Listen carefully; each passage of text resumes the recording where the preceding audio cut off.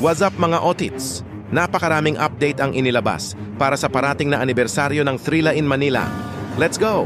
Bisitahin natin ang article ni Sir Quinito Henson na may pamagat na Spicing Up Thrilla in Manila. Salamat po. Una, hindi pa tapos ang movements sa lineup ng fight card ng Thrilla in Manila 50th anniversary sa October 29 na may 55 days na lamang mula ngayon. Kabilang na dito ang nauna ng na-announce na laban ng dalawang heavyweights na under negotiation pa umano.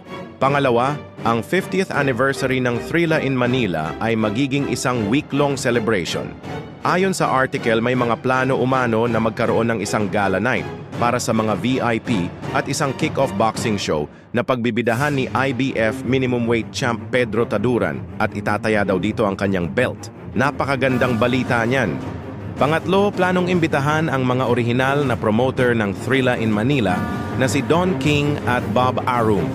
Iimbitahan din sina referee Sonny Padilla, mga anak ni na Ali at Frazier na sina Laila at Jackie at interesado ding magpunta ang paboritong referee ni Manny na si Kenny Bayless. Pang-apat at panghuli, napansin kong nilista pa din ni Sir Quinito si Weljon Mindoro na kabilang sa lineup.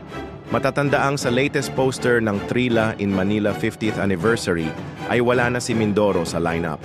Kinumpirma din ito ni Sir Pau Salud sa kanyang FB livestream. Hindi dinisclose ang dahilan sa pagkawala niya sa lineup kaya interesante na nabanggit pa ni Sir Quinito ang Pinoy middleweight prospect. O hindi ba naging mas exciting na makikita din pala natin si Pedro Taduran kahit sa hiwalay na event?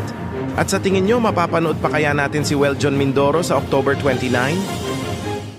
So ayun mga otits, very exciting. Kayo po anong masasabi nyo sa mga update ni Sir Quinito?